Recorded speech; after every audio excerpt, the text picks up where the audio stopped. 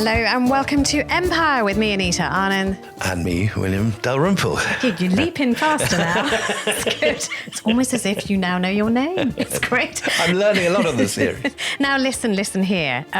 So we've been talking about the East India Company. If you are listening to this in sequence, and there's no reason why you have to, but if you are, we were last talking about the inexorable rise of one Robert Clive. Clive of India to some, Clive the villain, boo-hiss to others. So when we last left Clive, he is there receiving the Diwani for India. So this is the right to govern. And so things look pretty rosy. So Clive has the gift throughout his life of astonishing timing. He's always in the right place at the right time. And he has an amazing ability to outflank his opponents of every sort. Initially, it's the various initially it's the French he comes into contact with, and he defeats Dupleix, who's his great rival, the French head of the Compagnie des Indes. That's in his youth. Then he outflanks Surajudala, appearing out of the blue and retaking Calcutta with armaments that Surajudala didn't realize that the East India Company had. And in fact, they didn't normally have, because this flotilla has arrived by chance. Yes, the Lost Navy. The Lost Navy, which just turned up. Yeah. And he's developed this way of basically terrifying his opponents. He attacks in a very different way to the way most people in 18th century warfare operate.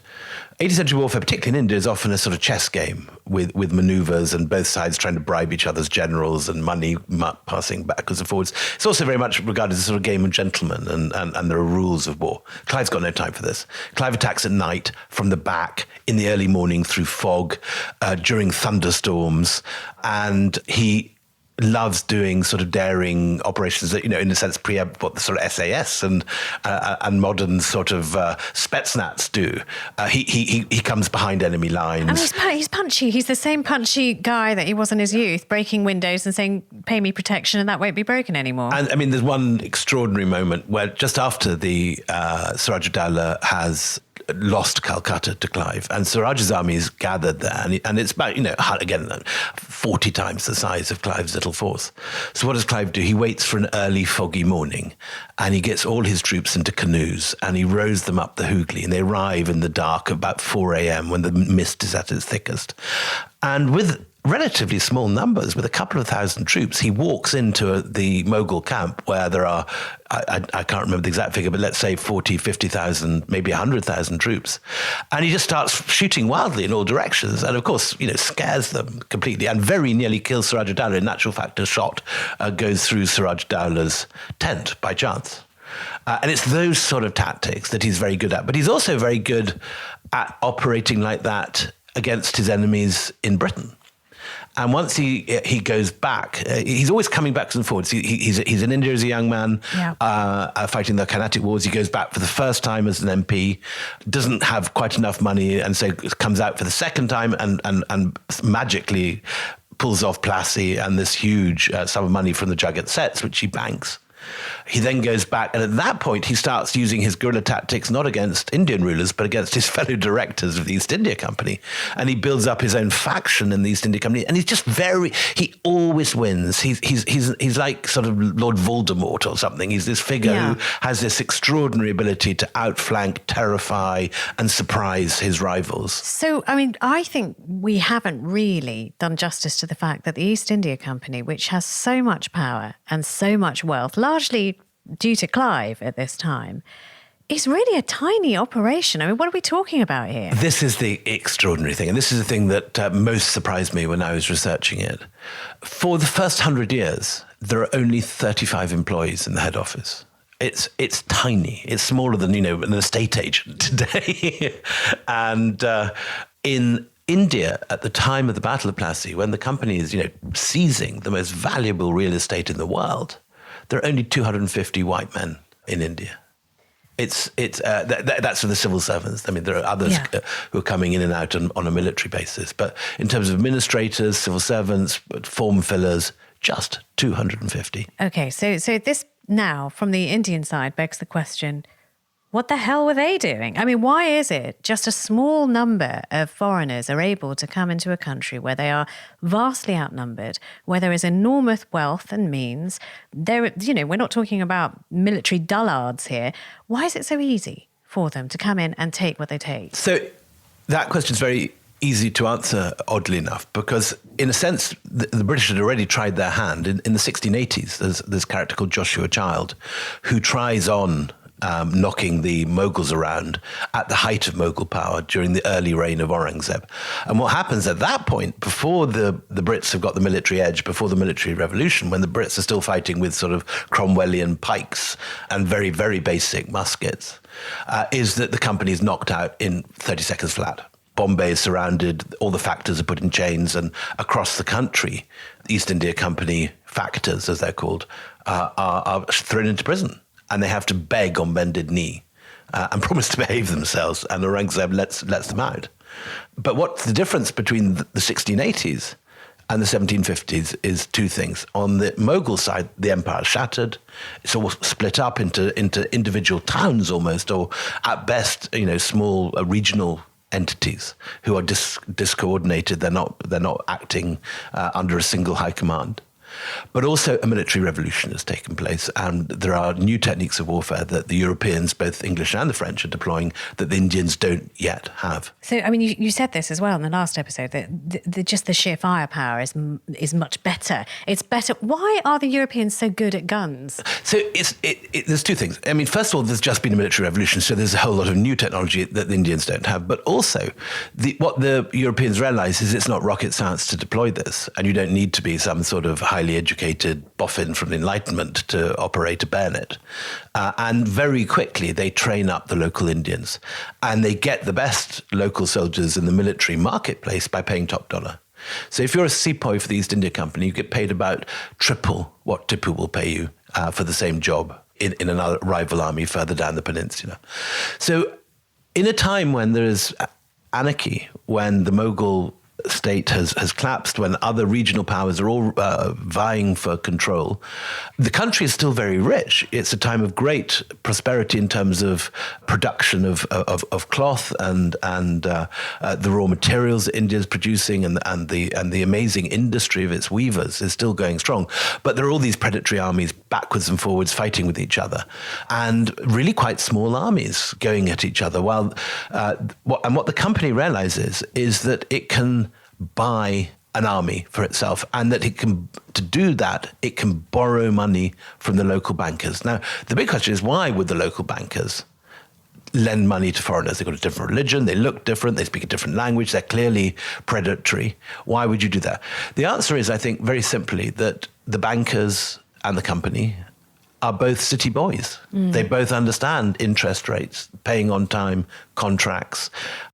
Although, on one hand, you have these sort of, John Bull Englishmen eating beef, and on the other hand, you have Mawari Jains picking at thalis.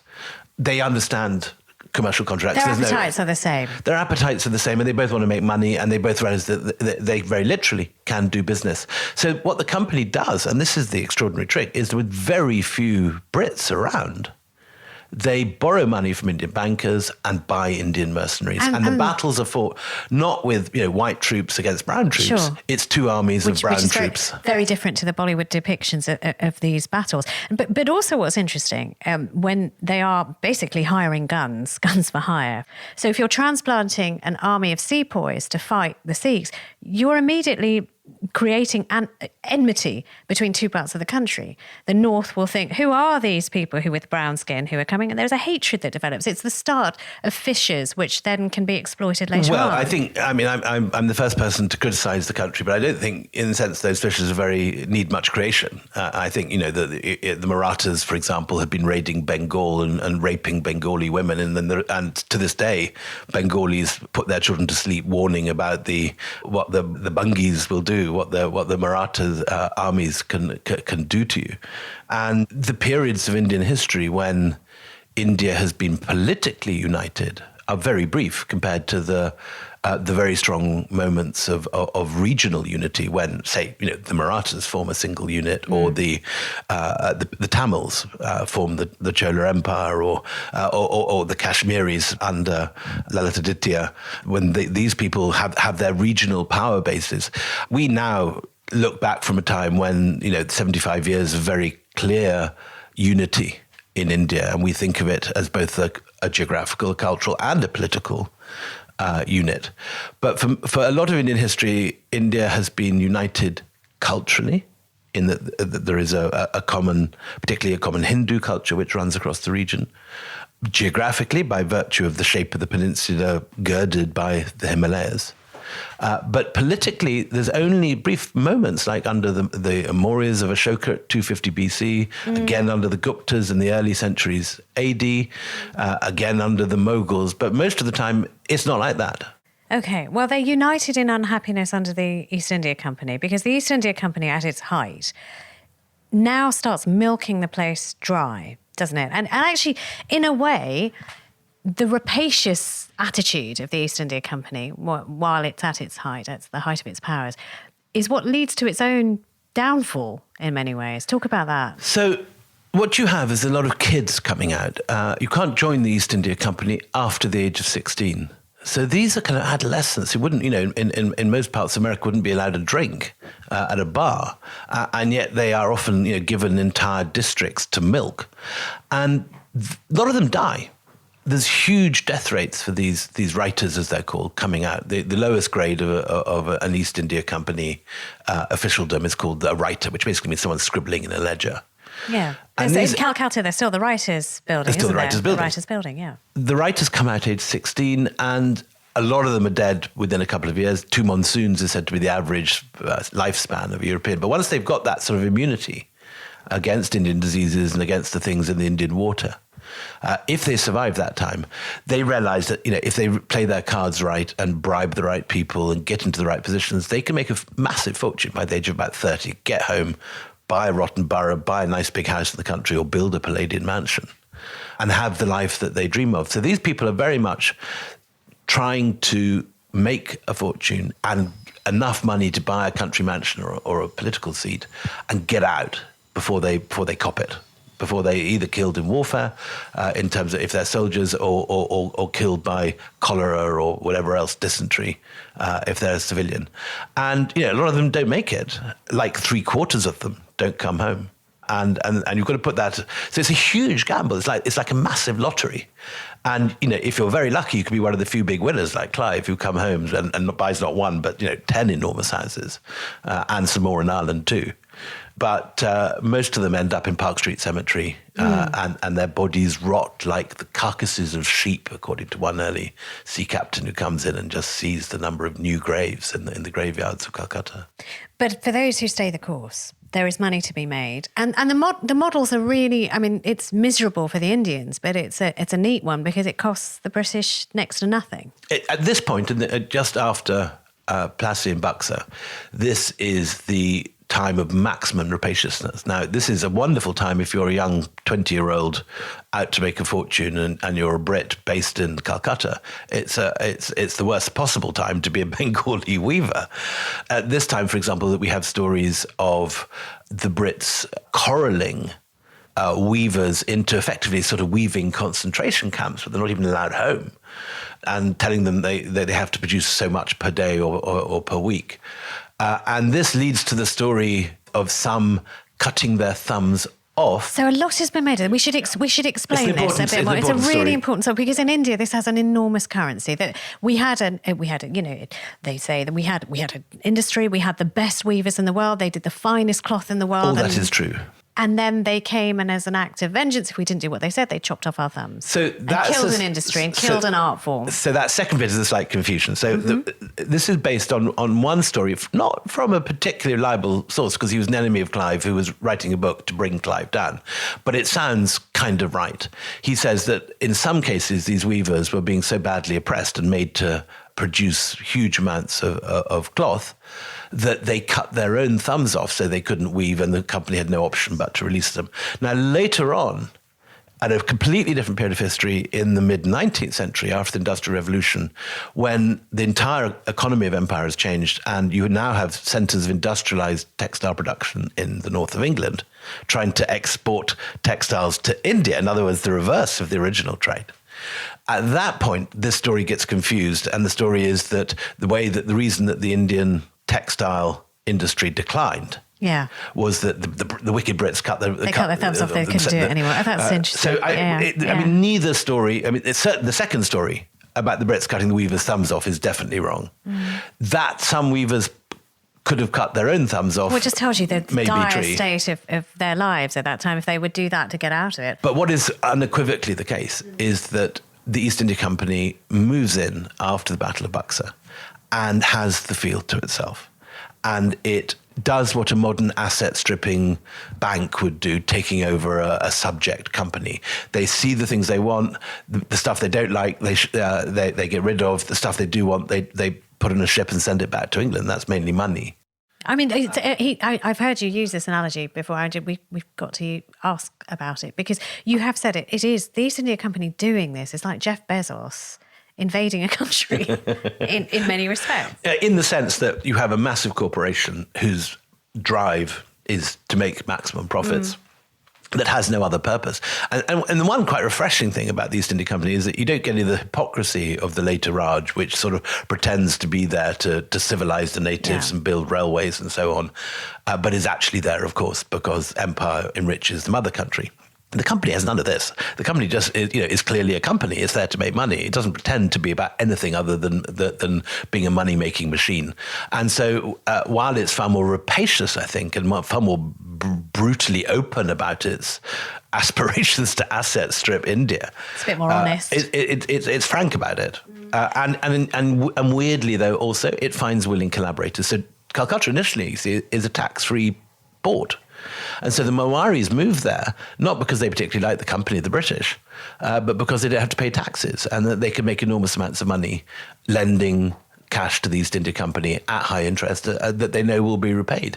So many great fortunes are made by some bankers, while if you're a Bengali weaver out in a village with your loom, things are getting very, very tough. So then, I mean, life is hard enough for a Bengali weaver, but then you get a slight change in direction from the British in that they want a new crop to be grown. And it's not food, is it? It's opium. Exactly. They realise that so the first thing that happens after Buxar really is that they realise that they no longer need to send money out from England. Since 1600, the Brits have been arriving in ships full of gold from home, and they use the gold to buy products from India.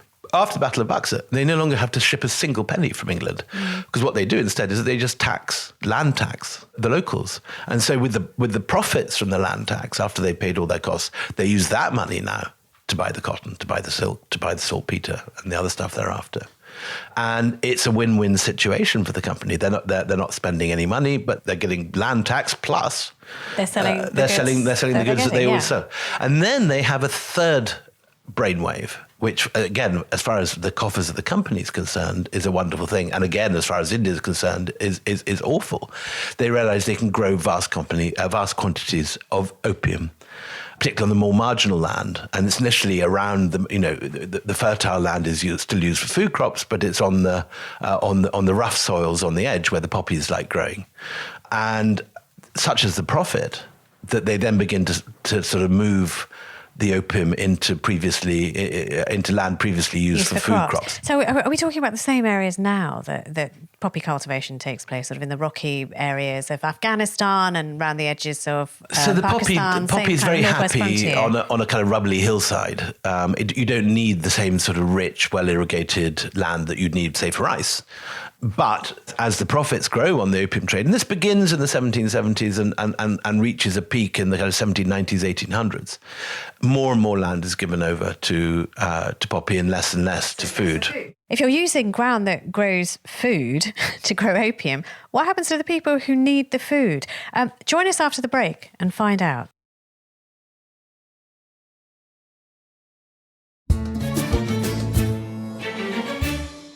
The monsoon of 1768 brought only the lightest of rains to northeast India. Then the following summer, 1769, no rain fell at all.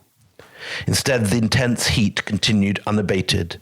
The rivers dwindled, the tanks dried up, and the pukurs, the fish ponds at the centre of every Bengali village, turned first to sticky mud, then to dry earth, then to rain. The price of rice rose steadily, week by week, until it had multiplied 5 times. By October, as drought began to turn to famine, great dearth and scarcity were reported around Murshidabad. By November, the farmers were stated to be totally incapacitated to cultivate the valuable crops of cotton and mulberries. James Grant, who was stationed up country near Rajmahal, reported a growing deprivation in his district. In the country, the highway and fields were strewn. In towns, the streets and passages choked with the dying and the dead, he wrote. Multitudes flocked to Murshidabad. 7,000 were daily fed for several months. The same practice was followed in other places, but the good effects was hardly discernible amidst the general devastation. It was impossible to stir abroad without breathing the offensive air, without hearing the frantic cries, and seeing numbers of different ages and sexes in every stage of suffering and death. At length, a gloomy calm succeeded. It's an indication, but only an indication of the human suffering that goes on. So it gets much worse after that. Yeah. A lot of these people who are up country in Murshidabad then come down to Calcutta in starving multitudes. And by the height of the famine in 1771, there are estimated to be between 3 and 5 million deaths in Bengal. I mean, that just hold that number for one moment, 3 to 5 million dead. Now, India's not a stranger to famines. There have been famines, but there are failed monsoons which cause catastrophic events, even before the British have turned up.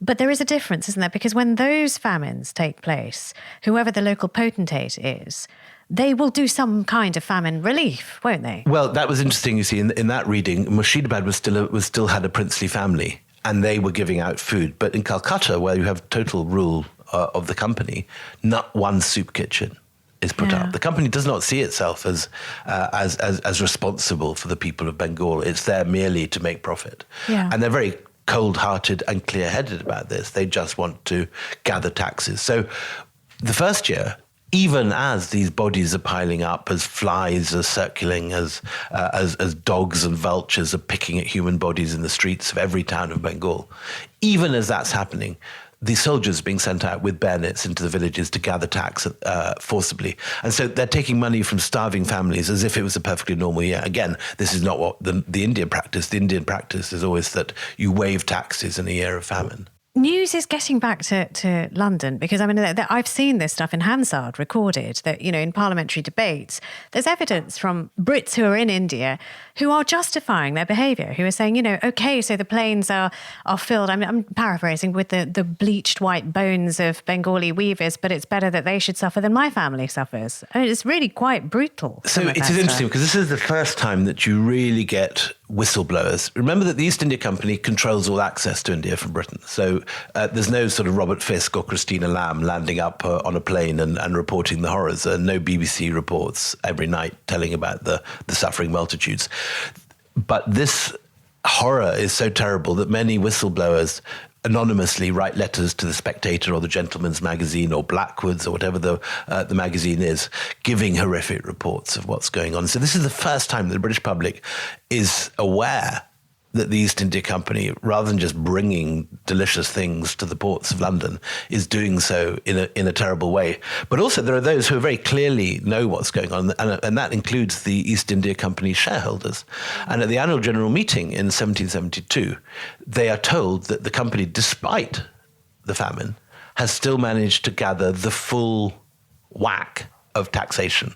So reports may be filtering back, but this does not deter the behaviour because the East India Company is doing what the East India Company does. But what is astonishing is the short-sightedness.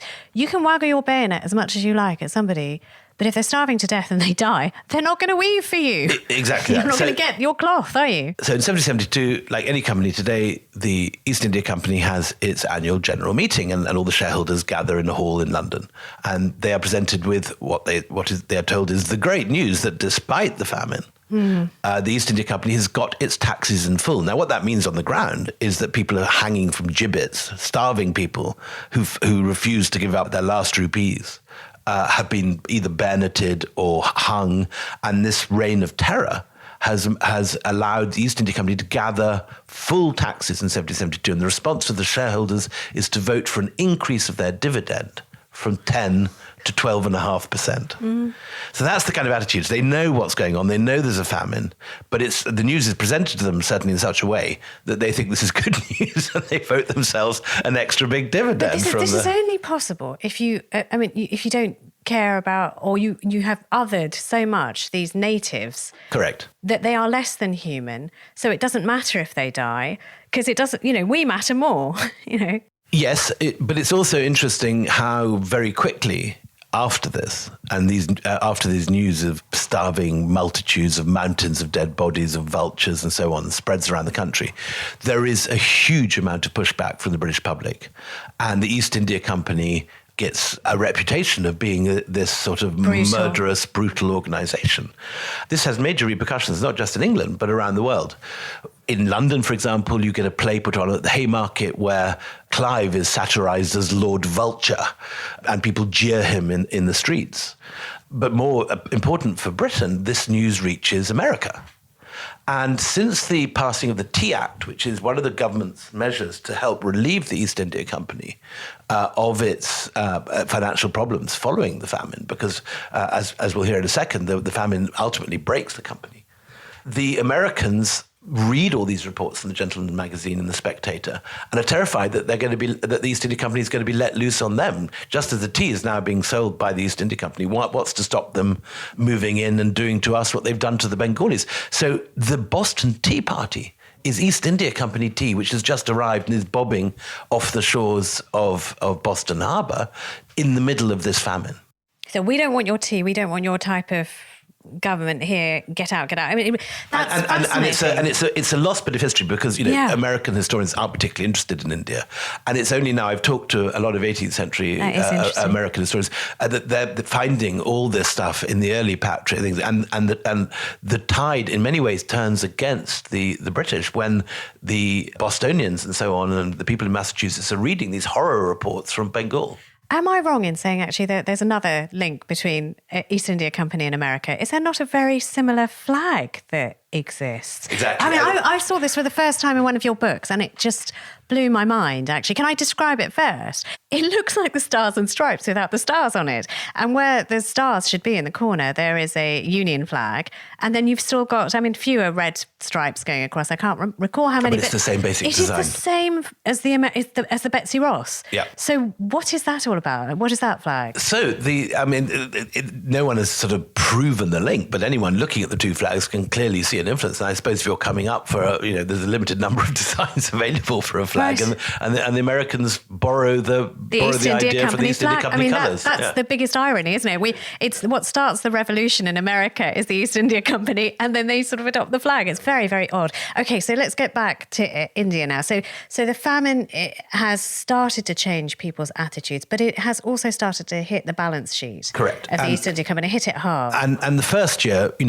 enough people have got enough savings that the East India Company, at the point of a bayonet, can extract the full tax, even if it involves hanging hundreds of people. But the next year, there's nothing left. There's no new crops. Everyone's last piggy bank is broken into. People have started selling their children. People have started selling their farming implements. People have started eating each other. There's reports of cannibalism from the north of Bengal. And at that point, the East India Company realizes the effect of its actions, and it's effectively starved the goose that lays the golden egg to death. And the goose is now dead. And by 1773, there is real anxiety. And letters are now coming from Calcutta saying, there's no money. We're not going to be able to buy anything. You have to bail us out because we're making vast losses. And when these letters start arriving in London, there is a run on the banks. And the first bank to go down is in Scotland, the Ayr Bank, AYR as opposed to AIR. And in the next 2 months, 32 banks collapse across Europe. It's like the financial crisis of 2008. Except worse. Much worse. Yeah. And it's not just Lehman Brothers and Northern Rock. Yeah. It's 32 banks go down. But I guess from what we know of what happens in the next few years, the East India Company is judged to be too big to fail. Well, it's very interesting how it all breaks out. So, and it's again a measure of how the company operates. So the company, once you retire in Bengal, you put in a chit into the headquarters in Calcutta. And the idea is you then sail home and you can withdraw your winnings in London. In 1772, just as all these letters are arriving saying there's going to be, there's no money this year, we're completely out, a whole load of Brits who've had enough and want to flee Calcutta because it's now a charnel house full of dead and dying people. An exceptionally large number come home on the fleet and put in their demands for £1 million each. They're making so much money. And one after another, these IOUs turn up in Leadenhall Street, and there's no money to pay them. They banks don't have it. Leadenhall Street doesn't have it. So the first thing they do is they go to the newly established Bank of England. And the Bank of England doesn't have it. And we're talking really new. I mean, these are contemporaneous events. The Bank of England is really freshly minted, to forgive the pun. But it hasn't got the just cash. hasn't got the reserves at all at this time. So there's only one thing for them to do is they have to go to Parliament. And what effectively happens after lots of back and forth and parliamentary debates and various bills are proposed and shot down is that finally in 1773 something called the Regulating Act goes out. And that's a bit like the moment that Gordon Brown took over NatWest. You basically have the state buying a 50% share of the East India Company. And this is important for two reasons. One is that for the first time, the state has got some control over the East India Company. But the second point is that it's the first time that you actually have the state becoming involved in British imperialism in India. Up to this point, the only involvement had been in odd national emergencies, like when Britain's about to go to war with France, when the Navy might send a fleet of Marines, as happens just before Plassey. But it's basically all this time, from 1600 through to 1773, a self-governing libertarian dream or nightmare if you're part of the occupied Bengal. And these guys have had the run of the thing. But in 1773, Parliament says enough. You know, this is a shocking way to run anything. You can't have a private company, a bunch of merchants running our greatest colony now without any supervision. So a whole new structure is put in place whereby Parliament sends out a bunch of guys to try and sort out what's going on. But this, of course, is the moment that the state begins the takeover of the East India Company. It's the seeds of the Raj. It's the seeds of the Raj. Without, it was all perfectly fine to have the East India Company do this if the revenues are coming into England, and it's great and fine. But now they have to step in. So just to contextualise this a little bit, who is the Prime Minister? Who's on the throne? And what else is going on in Europe at the time? So 1773, George III is on the throne. And he's in and out of hospital, in and out of sanity.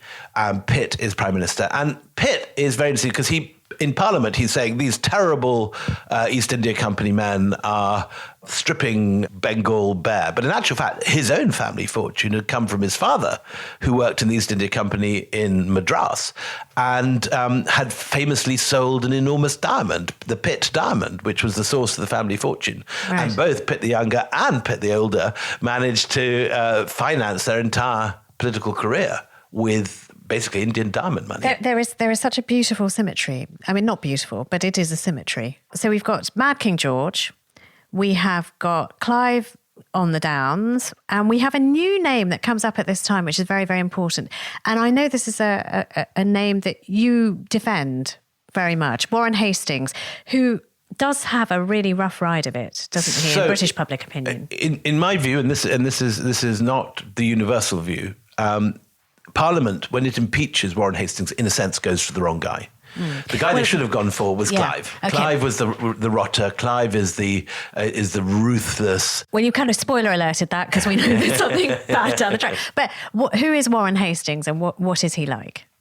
So Warren Hastings is very different to the kind of plump, pompous, militaristic, brutish Clive. Clive, never notes a single nice view in India in his letters. He's not at all interested in Indian architecture or Indian culture. He just sees it basically as a money box waiting to be prized open. And he's very clear about that. You're dealing with a man who from all one can see, has absolutely no visual sense, no sense of culture, no sense of civilization or philosophy. He doesn't care. He's a money man and a soldier.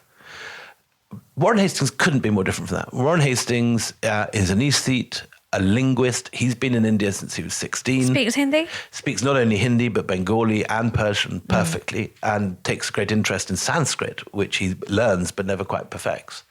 And he is the man who sponsors the first translation of the Bhagavad Gita into English, for example. And he writes in his letters, "I love India a little more than my own country." That said, he's working for the most rapacious multinational in the world. And while he reforms it, and while he's responsible, for example, for building granaries for the first time. So when you go to Patna, there's that famous Gola, which is one of the great monuments of the city. That's built by Warren Hastings to store grain to make sure there's not another famine. So I'm not, for a minute, saying he's an angel. He is a man of the 18th century making a fortune in India like everyone else. But on the Clive scale. but he is, compared to Clive, he is he's a scholar, a professor, and he's personally very ascetic. So when he is put on trial by Parliament, the famous impeachment of Warren Hastings in 1784, which is one of the great events of Georgian England, when Gibbon, Sheridan, all the great names of the period and line up to punch Warren Hastings. They're expecting some fat, flamboyant, nouveau riche monster. And instead, the man that turns up at the bar is this thin, ascetic figure dressed in black with white stockings and grey hair. And he looks more like a Puritan preacher about to give a sermon than the kind of paunchy plunderer that they've been expecting. I feel we're sort of leapfrogging. Was there perhaps an impeachment? Okay. So Warren Hastings is the man in charge. He is, by comparison, a better guy than Clive, but he's still running the East India Company. At what point do the wheels fall off for Warren Hastings? I mean, we know they do, because you've said impeachment 3 times, but what happens to cause that? So he is put in charge after the Regulating Act. So we've had the famine, we've had the death, and Warren Hastings, who is an East India Company man, is put in charge as governor of Bengal. And he immediately does all sorts of really excellent things. He builds granaries. He makes sure there's not going to be another famine. He is concerned to sort out the legal system, which is a complete mess and is completely inadequate. And then a whole bunch of regulators arrive. The Regulating Act has as its central pole the fact that some regulators appointed by the government will go out and watch out what's happening. And things get off to a bad start when Hastings doesn't go to meet them at the port, and then receives them for lunch in what is considered to be undress. In other words, almost in his in his slippers. And both things cause enormous offence. Well, it's just an ego slide. Really as simple as that. These are important. They're human beings, upon whom history turns. You forget sometimes, but that's But these guys also have already, in a sense, made up their minds. Interestingly, they are set against Warren Hastings before they set off by none other than Clive. And Clive doesn't like Warren Hastings. He thinks he's soft. He thinks he's far too sort of pro-Indian. He's not strong enough for the job. So Philip Francis, who's a particularly nasty piece of work, comes out determined that he's going to basically sack Hastings and take the job for himself. And he's this ambitious, his letters are full of sort of malice and slander. He's probably the author of a famous set of letters called the Junius Letters, which were I don't know what the modern equivalent would be, Guido Fawkes, or one of those sort of political blogs that sort of break scandal in Parliament or something. And he has a real talent for malice. And he tries to bring down Warren Hastings, and the two are locked in political combat and deadlocking the action on the ground of the company, even as the company's military enemies like Tipu Sultan are busy defeating the company troops. The same night that the British received their first major defeat at the Battle of Polilor in 1784, Warren Hastings and Philip Francis actually meet in Calcutta to fight a duel. Wow. And this is one of the great sort of comic moments of Indian history, because both Hastings and Francis are men of the pen. They're not fighters. I was just thinking, this is just... And they both turn up, and it turns out that neither have the slightest idea how to load a pistol. Hastings has, in fact, fired a pistol once. He'd been involved in the attack on Calcutta under Clive in 1757. But Philip Francis had never picked up a pistol in his life and has arrived without the primer, which you need to fire a musket. So he has to borrow primer and I think a ball from Warren Hastings. From Warren Hastings, the man he wants to shoot. That's just priceless. And so first of all, Francis is offered the first shot by the gentleman Hastings, and he lines up, aims, pulls the trigger, and it doesn't go off. And this happens 2 or 3 times. And eventually Hastings has to show him how to do it. This is how you shoot me. He takes the shot and misses by a long way. The shot goes wild over his head. And then Hastings, who I said has had a little military training in his youth and has some idea how to operate a gun, takes a shot at Francis and he hits him, but he doesn't kill him. And so Francis is carried off, and there is this brief reconciliation, it appears, when Hastings goes and says, "I'm very sorry. I hope this, will be the Can end we of still our be friends? Can we still be friends? Can we still be friends? And for a moment, it looks as if Francis actually might sort of bury the hatchet, but of course, no. He goes back to England, and he stirs up the whole country. He joins Parliament and he works on all these other characters and tells them that the entire evils of the East India Company are the responsibility of Warren Hastings. Is there in any way a bit of string pulling going on in the background from Clive? Because they do, in effect, get the wrong man, don't they? They absolutely do. And Clive has definitely set the regulators against Hastings, and they go out with these ideas that they're going to sort out a crook. But by this stage, Clive is dead, and this is probably not.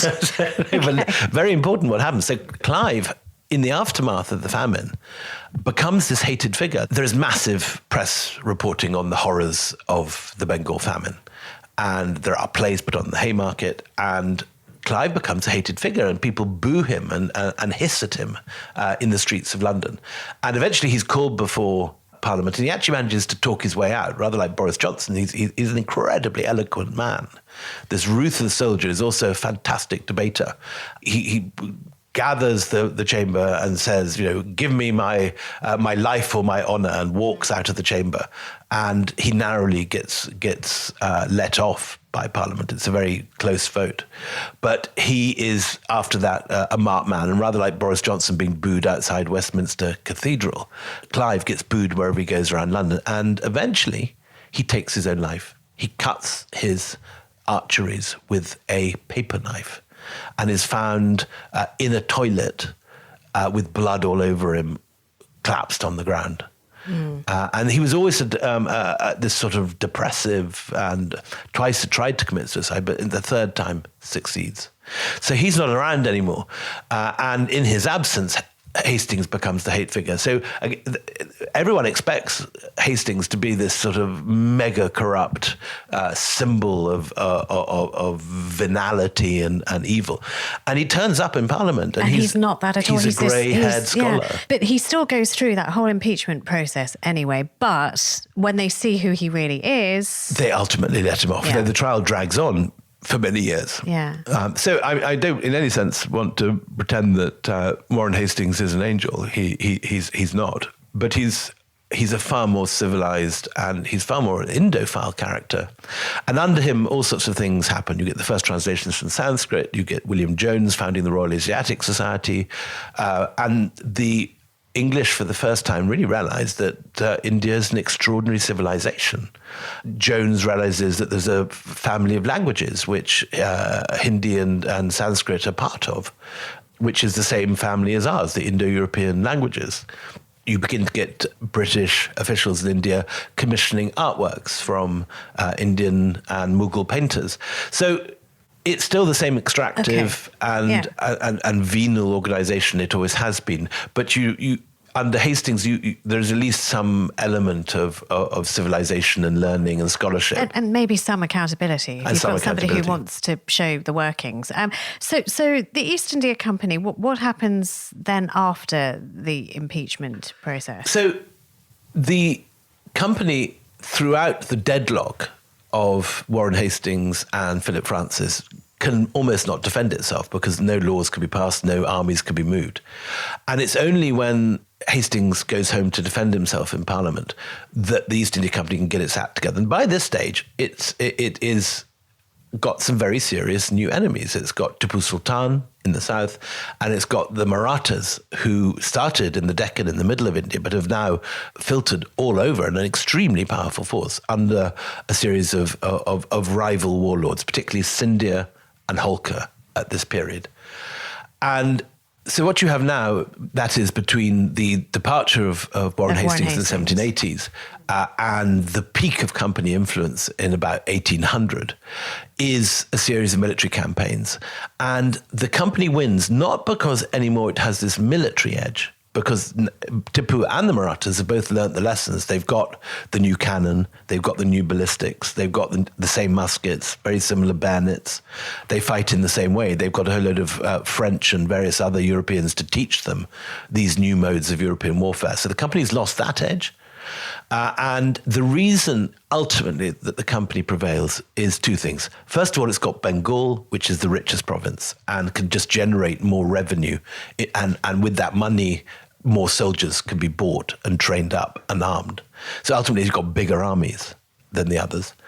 And secondly, they're always supported by the bankers, because the bankers know that they can get their money back without trouble from the East India Company. So they have a constant line of credit. And in emergencies, they can go to the bankers and say, we need £1 million, and the bankers will give it to them. And that can instantly be transferred into muskets, bayonets, cannon. And the battles against these two enemies, Tipu Sultan of Mysore and the various Maratha forces, are very close. And if India had managed, even at that stage of the 1780s, at the time of Warren Hastings, if the Marathas and Tipu had managed to stand together, and there's a moment when a brilliant Maratha statesman called Nana Fadnavis nearly pulls this off, and he realizes that the danger that the company, an existential danger to India that the company represents, and even at that point, had they stood together, they could have defeated the company. But instead, the company is able first to take out Tipu with Maratha help. And then it's able to divide the Marathas between each other. So Scindia and Holkar fight separately. They never unite and fight together. And so one by one, the enemies go down.